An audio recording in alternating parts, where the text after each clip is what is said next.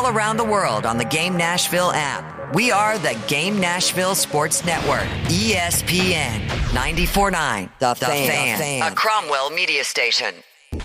Talking to some of the best voices in Nashville. This is One-on-One with Greg Pogue. Presented by Freeman Webb. Also brought to you by Strike and Spare Family Fun Centers, Bass Tire Company, Sam's Sports Place and Sports Grill, Holiday Inn Express Nashville Airport, Valentino's Restaurante, and Sir Speedy of Music City. One-on-One with Greg Pogue. Broadcasting live from Roy's Meat Service in East Nashville. Your sports live here on 94.9 The Fan. And the Game Nashville Sports Network. Now, here's Greg Pogue. Well, good Saturday morning. Hope you're having a wonderful, wonderful weekend. Beautiful, beautiful weekend of the neighborhood. The neighborhood where we are is East Nashville. Roy's Meat Service, One-on-One with Greg Pogue, presented by Freeman Webb. And I don't know how to describe our guest today. Chip Hoback, Nashville's very own. Well, Clarksville's very own. Nashville's very own. We'll probably be easier to list the college, high school, professional sports franchises for which he has not been the public address announcer. His company, everything about it, just a part of the community. Chip Hoback. Chip, hey, buddy. Welcome to me. Thank you. Thanks for having me. Good. Yeah, we've you asked me if anybody asked us if we ran the marathon this morning. We spent the last 45 minutes trying to get around the marathon, and I actually did a U-turn on Shelby Street where you come off of it. They're putting you back over toward the stadium because of the marathon in East Nashville. And so, but there was a fence down, and so I did a U-turn into the on-ramp again to the interstate, went over to Ellington and circled. Yeah, actually we circled. If I stayed west and north of it, I was fine. Right. So, how you doing, man? Waze brought me right here. Really? Yeah. Well, my Waze did too. That's like cussing and well, no, I popped it right in, but it circled me around anyway. So, what are you doing, man? What's going on? I just love walking into Roy's Meat Service, and the smell of this place is just unbelievable every time I come in here. Yeah, and we've got Shelly, wonderful Shelly here, making us food. Coffee. I mean, we do this every Saturday morning. Let's just don't bury the lead. This afternoon, 4 o'clock, F&M Bank Arena. Game number 2 of the season for the Cats versus the Washington Wolfpack, and you're going to be on the PA for the first. Steve Wheeler did it last week. You cannot do it out of town, doing a trip to Vegas with your wife. Fine. Well, you got to pass on that one. But it was work and fun. Yeah, so that's true. But so today, back at it again, huh? Looking forward to it. I spent 10 years in Clarksville, so kind of back in the late 70s, early 80s time frame, and looking forward to getting back there again. You've done what? Tell me everything you've done. Seriously, I've got your website up right now. Hoback Entertainment, no, ChipHoback.com. 40 years in PA, 40 plus. PA, radio, television. Started at Marshall County High School while I was at Murray State University. WCBL Radio with Jim Freeland. Stay in touch with Jim. He's retired now, but his kids are running the operation. But Marshall County Marshals was kind of a Vanderbilt feeder school there for a while with Barry Goheen and Dan Hall and all of those people. But I was on the football side. Aaron Beth was right from Calvert City? Right. Yeah, right there. Same area. Yeah. So, we spent a lot of time up there. Our grandkids are up there in that area. But Marshall County High School was where I got my start. WCBL ended up being the news director there, and worked at WSJP in Murray. And then after that, moved to Clarksville to work for Jack Mayer, who ran a radio station there called WDXN Country 54, and I was the program director and did the morning show and did the Clarksville Academy games. Guess who was playing for Clarksville Academy? Brian Ayers. Really? Yeah. the resident Belmont, long time for Rick Burr, Casey Alexander, now for Evan Brads, right? Yeah. I think he's probably the longest tenured Division I assistant coach in America. He is. He is. And I used to run around with his dad, Walt, who was a coach at Austin Peay with Ron Bargatze, and worked for Charles Hand up there selling Budweiser. So got to know Walt very well, and his son was playing high school ball, and I was doing his games. So that was the early days of the career. And I did Austin P radio for several years. And then I started doing Vanderbilt television for basketball and ended up doing their PA. So that went from there to, I'm trying to go down the list, the original Nashville Kats, the first tenant at Bridgestone Arena. I started year 2 and worked until they moved to Atlanta. And then I went to Atlanta, did the Georgia Force games. And meanwhile, I was also doing the games in Huntsville for the Tennessee Valley Vipers. They changed their name 3 or 4 different times, but been in the arena football game for a long, long time. What's the difference? We know the difference, right? 8-man football, the nets, all the different things that go into it. You know, you can we've got a saying, because when the ball goes in the stands, we now have replacement balls, which are pretty cool, signed by Jeff Fisher, Jeff Jarrett, and Coach Arbette. And we tell people, hey, when the ball goes in the stands, we need the ball back. But, you can keep the ball, throw the players back. What about the game because if anybody goes, they go, oh, my gosh. Yeah. Yeah. Well, when it first started, they had a lot of backing. It was on national television. They had Brent Musburger and people like that were doing the games. Eli Gold. That's when I met Eli. Yeah, right. He was in that rotation.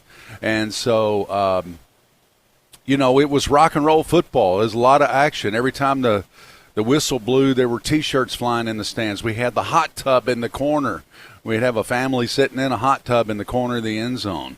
And the dancing girls and the motorcycles. And it was quite an event when Friday night rolled around at the brand new Nashville Arena, and they were selling that place out. So that was a great run of a few years, and they sold it to a group in Atlanta, and that group now owns the Falcons. So Arthur Blank. Yeah. Yeah. Yeah. But the game itself, it's totally different. First off, in 11-man football, there's a play lasts, 5 to 10 seconds? Then you've got 40 seconds before the next play. I mean, this is it's a wild ride for everybody. Right. And the ball doesn't ever stop, it seems like. That's the saying now. Right. And credit Jeff Jarrett, the ball never dies. That's the new AF1 pitch phrase. Right. I remember the Cats winning a game or two when they had Andy Kelly and Corey Fleming, where they would throw it off the net on purpose on a 4th and 1 from the 1. They'd throw it up off the net, and they'd go up and get it. So the defense was trying to catch the ball, and everybody else is playing the rebound. So that's the biggest change in the game that's happened over different arena leagues that I've been involved in is the use of the nets. The other leagues can't use the nets. AFL1 or AF1 owns that right to use the nets in the game. And on kickoffs, they kick it against the net, and then they got to rebound it, turn their back to the defense running at them. So that changes everything, I think, because I did several years where they were in a different league down in Huntsville, and they couldn't use the nets. Well, the net's a game changer right there. I know there's the IFL, the Indoor Football League, doesn't use the net. It's just it's boring, quite frankly. Right. The excitement is the play off the net, the deuce. Okay, so you can actually have a 9-point or maybe more possession. Okay, follow me. Okay, touchdown, right? Right. All right. 6. 6. You go for 2. That's 8. 8. All right. You kick a deuce, which is meaning if it goes through the goalpost like a field goal, it's 2 points on the kickoff. That's actually a 58-yard kick to get 2, so you can have theoretically a 10-point possession. And it's only 10 feet wide? Yeah. It's narrow. Yeah, it's amazing, really, and our kicker's pretty dang good at it. So, yeah, you can have a 10-point possession. Did they hit the scoreboard last week? One time. Okay. And so, yeah, that's something that you get in arena. The F&M Bank Arena, which, by the way, F&M Bank Arena, Clarksville, wow, what they've done with it. Oh, it's amazing. I did the games in the Dunn Center for many years, and loved that place, but the atmosphere is really something. You're on the play. There's not a bad seat in the house. It's like the lower bowl of Bridgestone. It's a mini version of Bridgestone Arena. Right. They've got luxury suites. They've got restaurants and bars and got everything you need right there in the middle of downtown Clarksville. And if you've ever taken the tour of the rest of the facility, they've got ice. They've got the Red River Spartans, owned by Tracy McMurtry, because you hear him on Predators, Franklin Motors. Your ride is here. he actually owns that semi-professional hockey team. They play all throughout the Midwest, and that's their home ice. Right. Yeah. So the Predators are involved in that as well, with the youth leagues that they have up there, and then Austin Peay has their offices and basketball practice facilities in there. So quite a complex in the middle of downtown Clarksville, which there really wasn't anything there before. Chip Hoback is our guest, PA extraordinaire. Is that fair? Sure. Yeah, we'll do. Anybody that'll pay me to talk. Yeah, and he's this afternoon, 4 o'clock. Well, actually, you go on at, what, 3? 3 o'clock, you start talking. And we got that going on today, this afternoon. Cats, Washington Wolfpack. Chip Hoback is our guest with that. And the reason I'm starting at 3 o'clock is we're introducing the autograph line for Jeff Fisher. So if you want a chance to go meet Jeff Fisher, they're going to have a spot for that. He's our Cats captain. We have a Cats captain of the week. We've gone Jeff Jarrett last week and now Jeff Fisher this week. Pretty obvious, right? So I don't think that I'm next in that rotation. It'd be a short line for me. That's when been business partner with Jeff Fisher, Jeff Jarrett. I say I'm like a pair of brown socks with a black tuxedo. I just what's out of place right here. Why? Where did it? I mean, what put you behind the mic in the first place? Well, I studied it in college at Murray State. I was radio and television. I mean, even before that, though, you don't show up at college, right? Wanting, or is that what you did? Well, when I played in high schools, I mean, when I played, growing up in Freedom Hall and Fairground Stadium out there, John Tong was the guy. And I knew the radio guys from Ed Calais through Van Vance. I got to be friends with all of those people, and that was just something I was always drawn to, was the broadcast teams and the PA announcers, and gifted to have a baritone voice in the later years in high school. So that helped a lot, too. So really enjoyed that as a, kind of calling the play-by-play while I was playing back in the day. So that's how I got started and studied it in college. And instead of going to the college courses, where you start a reel-to-reel and watch it for an hour, I went out and got a job. So worked in the commercial business and learned so much from Jim Freeland in Benton and Sammy Joe Parker in Murray and those people that hired me in those stations. While we're going around the horn with it, how many years have you done the Ohio Valley Conference? Obviously, their tournament up in Evansville, Municipal Auditorium before then. How many years have you been the PA voice of the OVC tournament? Kyle Schwartz and I were trying to figure that out. Kyle Schwartz, obviously the Associate Commissioner for Communications at OVC. So we were trying to figure that out, and I did television for a few years. I did PA when they were in Louisville, the year they played at the Convention Center in Louisville, which was a kind of a bizarre situation. They played in a ballroom. And I remember that. Rupp Arena. So that goes back probably 30-something years. Because I was in the OVC with Murray, and then I did Austin Peay's games. I was involved when it was at the home sites back then, and when the tournament started, I've been involved ever since. Chip Hoback is our guest. Hoback Entertainment, 40 years of radio, 30 TV, PA announcing, all of that at every level. We're going to talk about your MBA here in a little while. We're going to talk, and we're not just going to talk about, we want to get your opinion on a lot of different things in the world of sports. Brandon Bigsby, he is our producer. We are at Roy's Meat Service. It's one-on-one with Greg Pogue, presented by Freeman Bell. More of that or this or whatever coming up here on 94.9 The Fan. We are at Roy's Meat Service, East Nashville. By the way, Roy's Meat Service has been the official caterer of the Cats for now in our third year. They do all of our training camp. 50 meals twice a day. Wow. For 15 days. They did it, and they knocked it out of the park. And those guys eat. Oh, my gosh.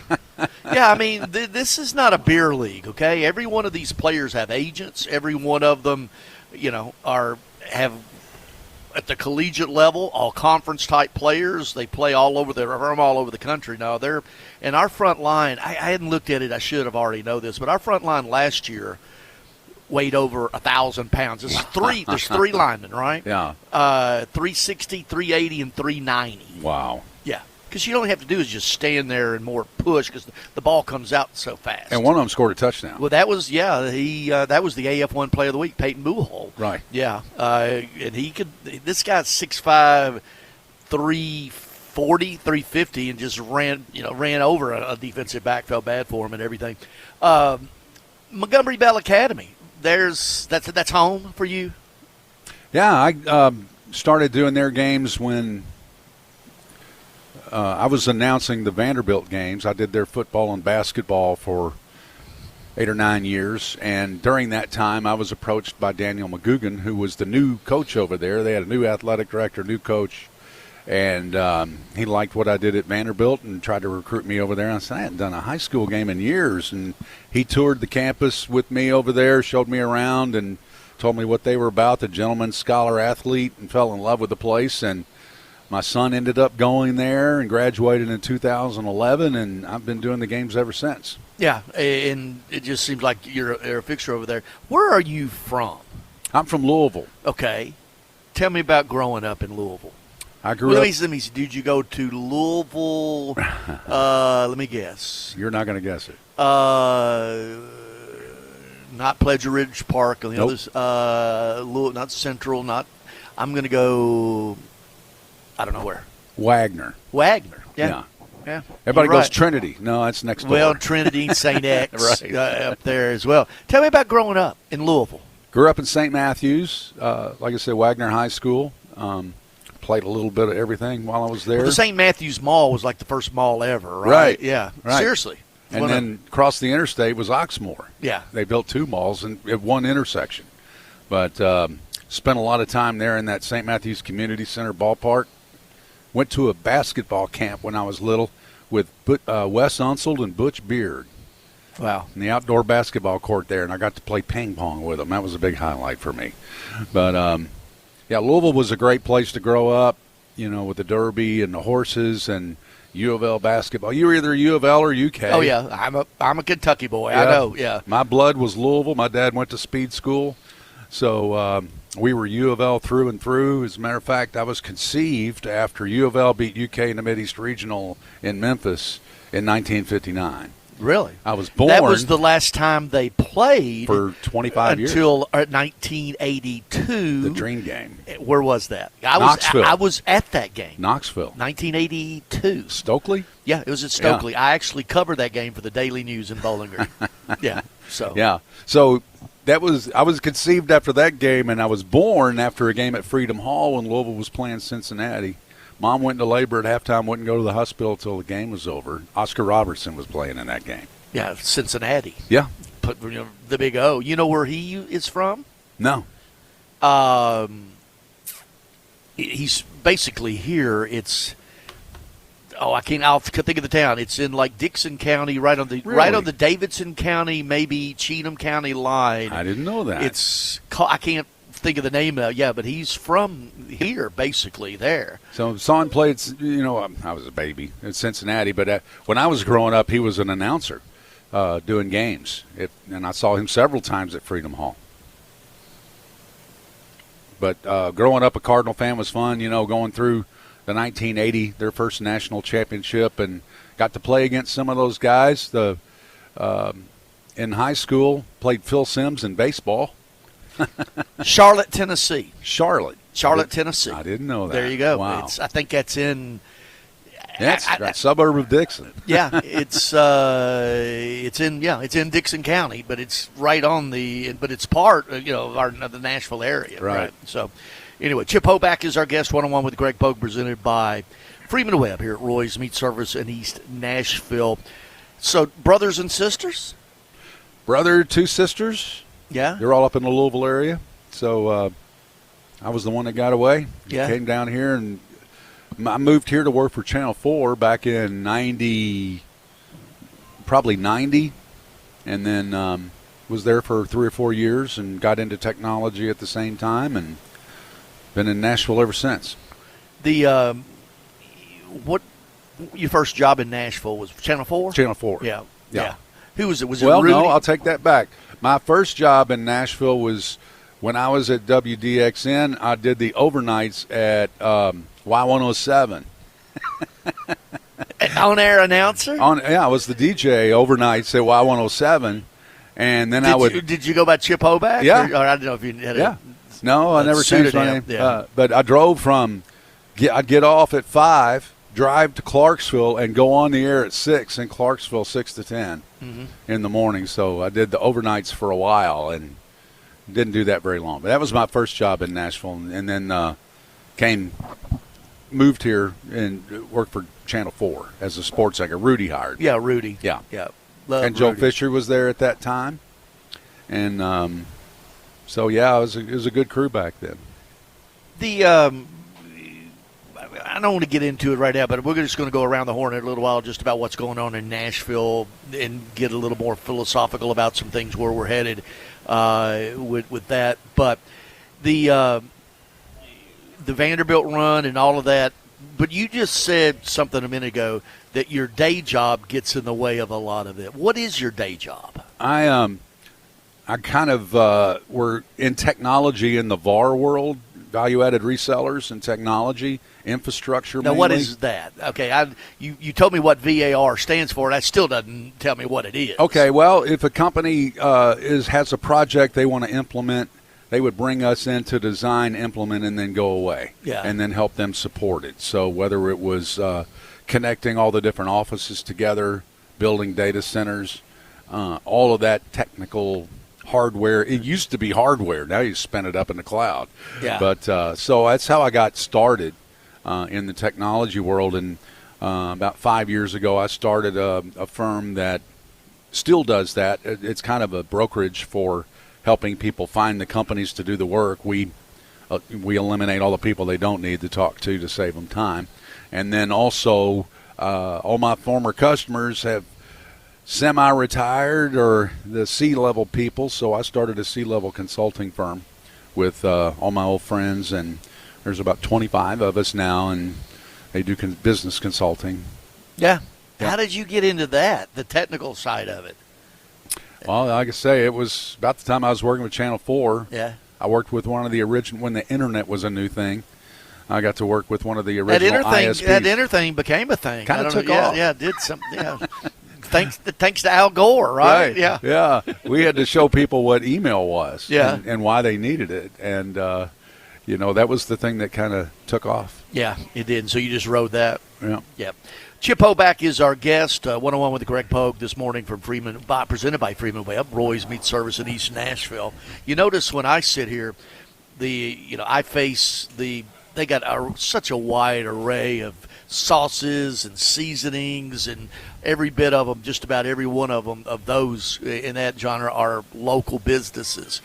But I let the guest face the beer. The beer case. I don't sit here. I don't drink beer anyway, but sit here and don't stare at the beer case for an hour. I'll let you do that as well. More with Chip Hoback. I used to have a beer. Oh, that's right. It's called One More Beer. Yeah.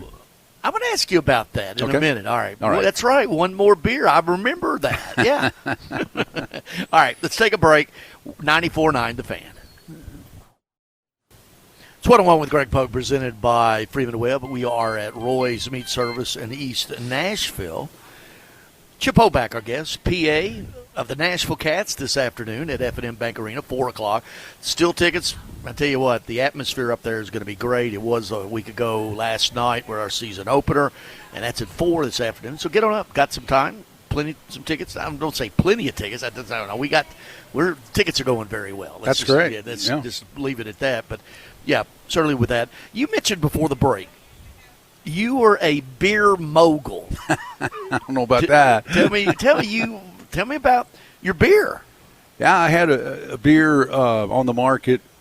I had the idea for a couple of years, and I'd hear somebody order one more beer. And I Googled it, and there's not a beer called One More Beer. So I made a beer called One More Beer and trademarked it. I called my friend in Clarksville, Charles Hand, and said, what should I do anything with this? And he said, trademark that thing. So I did, and we came up with a mascot. It's a praying mantis. Says, might as well have one more beer. She's going to bite your head off anyway. And we had the foam fingers and merchandise and the whole 9 yards. And we were in about 30 locations with some friends down on Broadway at the Stage and Legends Corner, places like that. They were selling a bunch of it down there. Kerry Bringle Peg Leg Porker. Really? They were selling my beer at their places, and then several of the golf courses around town were selling it, and kind of had some issues with not distribution but production, keeping up with the volume, and so we just kind of ended that relationship. So if I find another brewer, I'll probably put it back out there again. Really? Yeah. Do you still have that itch? Well, it's a lot of work. Yeah. I got a lot of things going on, so it does take a lot of work to get out there. I'd love to find a brewer that also could take care of some of the sales responsibilities of getting it in the locations. I've got the relationships. I just need somebody to work it. Yeah. It's sort of my life. I can go get the deals. Now I got to go get somebody to work the deals, right? There you go. Yeah. That's it.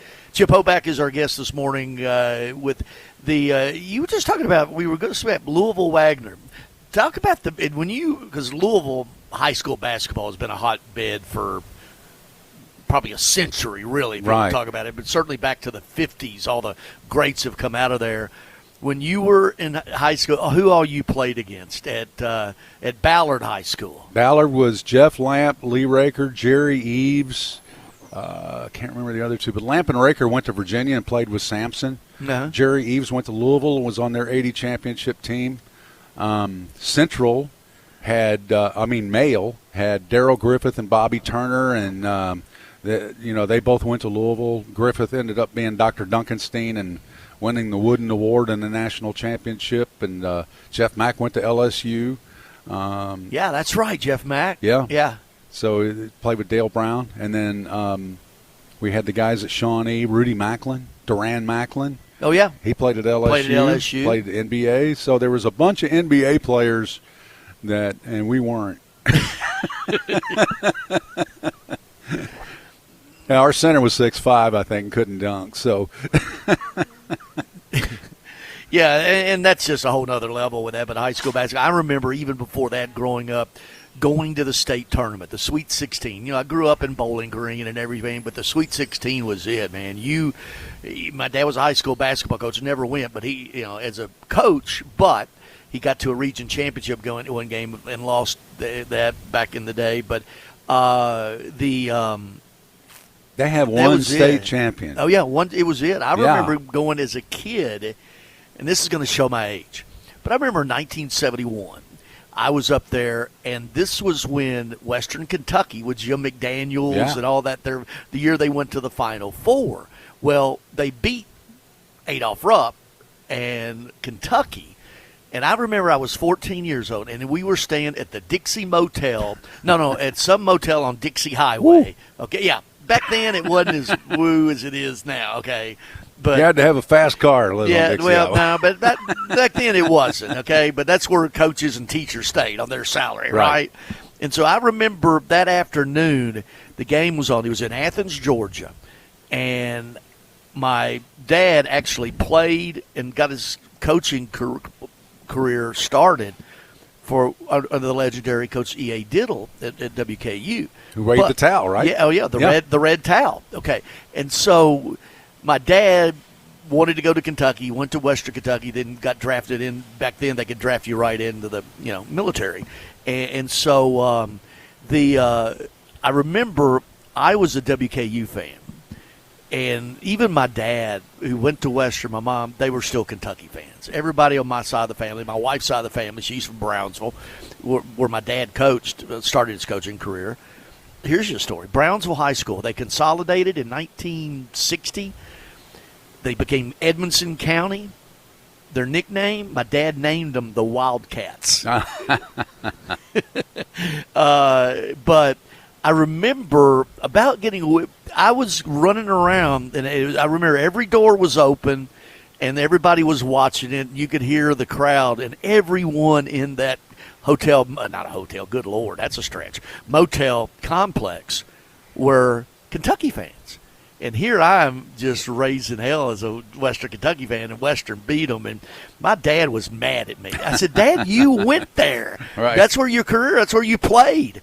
But anyway, enough of that. But, what the Sweet 16 was it. And they still have the Sweet 16, don't they? Yeah. Yeah. And I think, didn't Indiana recently split it out? Yeah, and Kentucky split it out for a while, but then went back. But, yeah, it was at Freedom Hall, old Freedom Hall. Yeah, great, the old Freedom Hall, back, it was a horse show arena.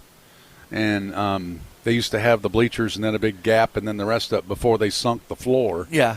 But I remember as a little kid, I'd go to those U of L games when, like I said, when Wes Unseld and those guys were playing. That's showing my age, too. Yep. Chip Hoback is the guest 101 with Greg Pogue, presented by Freeman & Webb here at Roy's Meat Service in East Nashville, surrounded by the marathon. What do you when you came? When did you come here? 90s to Nashville. Yeah. Like I say, Clarksville for 10 years, starting at about 81. So about 90, and then about 90 is when I came here. Did you ever imagine that, as Dan Patrick has reported, that we would have a Super Bowl? Oh. And we're going to eventually, right? Right. Looks like possibly 2030, although no one's denying it. Patrick's reporting it. Right.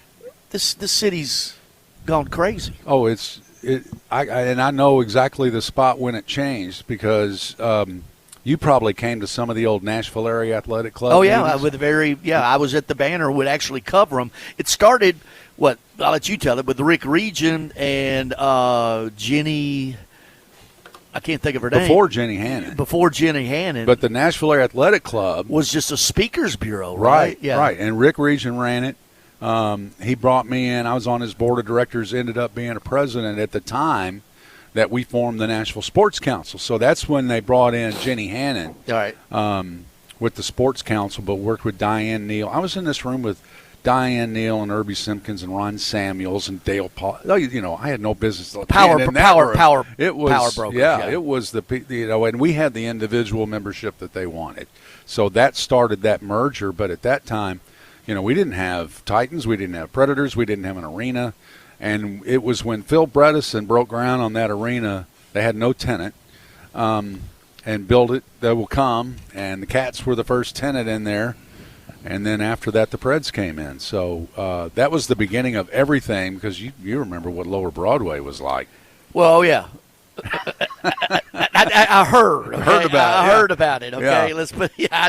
I didn't know for sure, but I heard. Yeah, you didn't go down from 8th Avenue down to the river.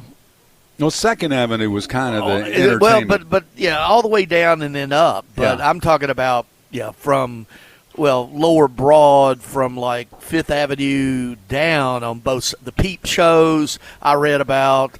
I've never been at a peep show in a life, but I heard.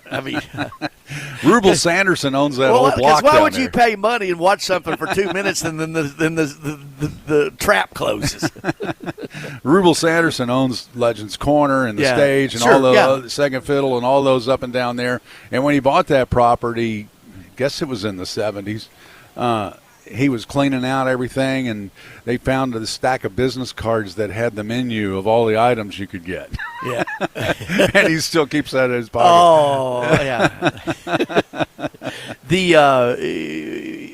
You remember, Russ Simon was he built the arena. He built the arena. I believe it was HDK was the company that builds the arena based out of St. Louis, but he was the guy that was in charge of building the arena. The media tour, right? It was maybe about halfway through. They, put the hard hats on. They did a media tour, and I'm walking around. This is, Rudy, Hope, everybody, Clymer, Biddle, everybody. And so I asked Russ, where is the press box? They did not plan for a press box. So now why the Predators, where their media sits, is actually was previously just going to be a place where they had seats and to sell. And that's why they have the press area where they do now. They They're did up on the roof. Yeah, now up, yeah. And I think you see, but he didn't. He goes, we didn't plan one. Yeah, that's where I sat when I called the Cats games. Yeah, Yeah. Up there. Well, that's where Pete and and Terry forever now. Right. Pete, they were up at the very. You can't get any higher than right. on that side. But anyway, and I think Pete's done okay with it as well. And that's another thing. Hockey here, come on. I mean, it no longer is it called a non-traditional hockey market. Right. Well, you used to have the Knights. Yeah. The Nashville Knights. Yeah. Yeah. Peter Horacek was the head coach, who later was on Barry Trotz's staff. Yeah. What a time. That's first hockey I'd ever been around. Yeah, municipal. Yeah. Yeah. I mean, you didn't ever do any hockey, did you? No, I did some hockey down in Birmingham, but for Joe Stroud, who just passed away. But Joe was the man in Huntsville for all the teams down there, who brought me down there, and he had the Bulls down in Birmingham, and he brought me down there to do some games. Yeah. How was that? Had you ever done hockey before? I hadn't, and there's not much to do really Paul for a PA announcer. Paul McCann knocks it out of the park. Yeah. I mean, great Paul and Denise, that family, good people. All right, we'll take a break. It is 101 with Greg Pogue, presented by Freeman & Webb right here at Roy's Meat Service, East Nashville. Come by here and get you a big old Wagyu steak. I had the ribeye last time I was here, and it was glorious. Yeah, well, you don't buy these at Publix or Kroger or any other store, really. Just very few places in Nashville have this high quality of meat. I'm not kidding. That's the truth. All right. People say, "Well, I wish there was some place that had a butcher."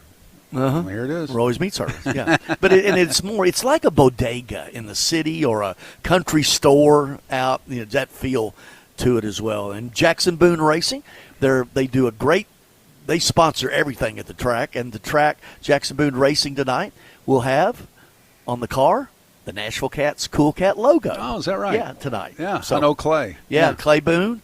Yeah, actually, and his son Jackson. All right, we'll take a break. More of this right here, 94.9 The Fan.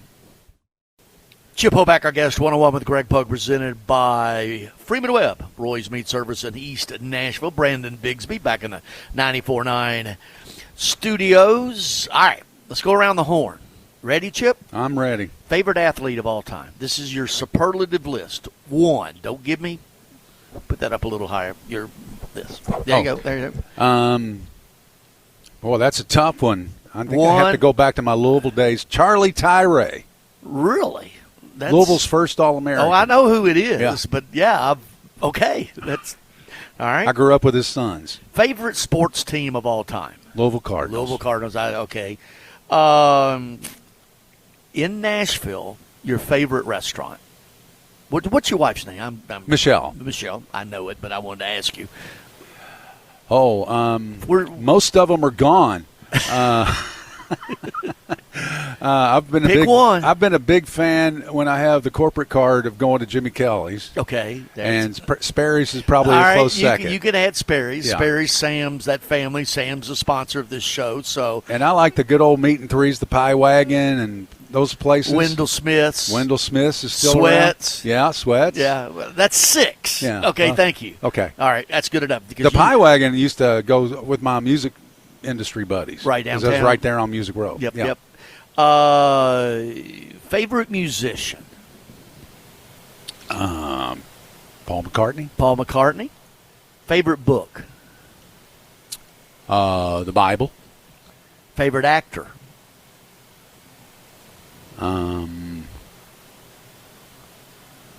You always see those movies and you go, it's got to be good because so-and-so's in it. There's 3 or 4 of those. I can't think of any of them off the top of my head. You got to come up with an actor, okay? Okay. I'm not letting you off the hook, okay? Clint Eastwood. Well, okay, there you go. There you go. All right, that's, mine's Gene Hackman, by the way. Okay, the late Gene Hackman. If your last meal, what will it include? It would probably be one of those Wagyu steaks over there. Right across over here. Yeah. And a stuffed baked potato. So you're going to leave the bill with your wife. That's right. Because I love Jeff Roy. These Wagyus are not cheap. I'll just tell you that. Right? I mean, I think that's the last one. Well, they're $59 a pound. So if you want an 8-ounce steak, that's $30. Well, you'll pay $100 at a restaurant. Yeah, for absolutely. It. Okay. Yeah. So what did you? Okay, you're like, okay, steak. What else? Baked potato. Kind of a loaded baked potato. Yeah. Twice baked. All right. A minute ago, I guess I could have put these together. Favorite movie. That would have maybe helped you with your favorite actor. Yeah, I don't know that either. I watch movies all the time, so it's hard to pick a favorite. We're no fun. I know. I can't think of anything. It's morning. You've already had favorite trip you ever went on. Favorite trip. Washington, D.C. when I was about 12. That was really cool going to. Because, with the. Did everything but the White House, so I want to go back to the White House sometime. Well, I would have thought, for you it'd be Tahiti, Big Daddy Warbucks over there. Bucket list trip where do you want to go? There's several places in the United States that I've never been. The only time I've been overseas was with the Titans when I did their game with the Ravens in London. Yeah. And that was a get there Friday, game Sunday, turn around, come back Monday trip. So I got to hang out with Coach Mack and Coach Mike Mack, Keith. yeah. We hung out on Trafalgar Square. There's a pub right there where they had a Titans party. So got to hang out with those guys while I was there. Man, I miss that guy. He was something else. Yeah. Just really sad. Yeah. Coach Mack was amazing. So I heard him on the radio like a week ago. Yeah. What do you bucket list? What? So where is the trip that you want to go to? I guess because I've never been in that part of the country, the national parks around Yellowstone. You need to go to Yellowstone. Yeah. Fly into Montana, down, come through west, but you got to circle it all the way through. Okay. Take 2 days, and here's what you need to do. There's a west side entrance there, and then there's West Yellowstone. The other side is Wyoming. There's the north and then the south. So is that Jackson Hole? Yeah, it's on over here. Okay. But you need to get one of those audio tour guides that you sync to your rental, and because there's so many things that I would have never even thought to look at without that. So there's my travel advice. Okay, all right.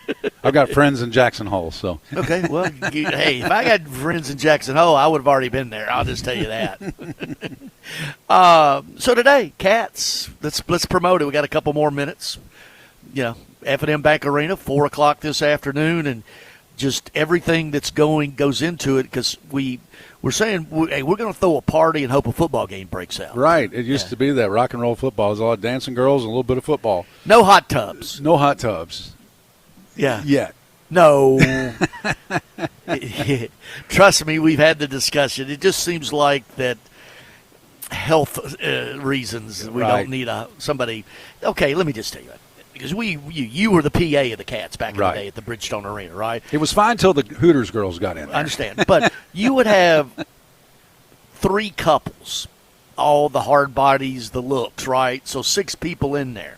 And they would be drinking the 64-ounce beer, and stay in there 2 hours and never get out. That's one. Okay, just connect the dots. That was towards the end. It started out with church groups and families and stuff like that. Yeah. And then it ended up being the Hooters girls and the competitions. Yeah. That's when David Baker, who was the commissioner at that time. Yeah, see, people don't. He put an end to that. The Hall of Fame guy who ran the Pro Football Hall of Fame in Canton, Ohio, Dave Baker's like, he's Shrek. He's huge. 6'9". Right? Yeah. And he and some buddies in a bar in Chicago wrote down Arena Football League on bar napkins. That's how it started. And he was the commissioner back then. There was one point when schools were starting to leave the Ohio Valley Conference, and there were financial issues. They're not huge universities with big endowments and all this stuff. So they were struggling with football. And my suggestion was every arena they had in the OVC was the right size to have arena football. You didn't have to have 150 players. And travel expenses and all that would go down, and never got much traction on that. But I thought that would have been a unique thing, probably gotten a television contract, and, kept that league together. Now, One thing, too, I'm glad you brought that up. I wish I'd have brought this up earlier in the show. Our friend Beth DeBush and the long time commissioner, one of the most influential female administrators in our country, really, NCAA, governing body and everything. Just, think a lot of her, lost her father and retired and everything. What a sweetheart. Yeah. And, that tournament was very different this year without her. And her parents, because they were there every time. Oh, yeah. And so, we would hang out after the games in the pub and talk about the games. So, yeah, Beth was a good one. Yep, still is. She'll be missed. Yep. Thanks, Chip. Let's go to Clarksville. All right. Let's head up. All right. Queen City. Chip Hoback has been our guest. We do this every Saturday morning right here on 94.9 The Fan. It's called 101 with Greg Pogue, presented by Freeman Webb, Roy's Meat Service in East Nashville. I got to get you out of this Wagyu mode here. Hey, thank you, Brandon Bigsby. Everybody have a great day. Thanks for listening.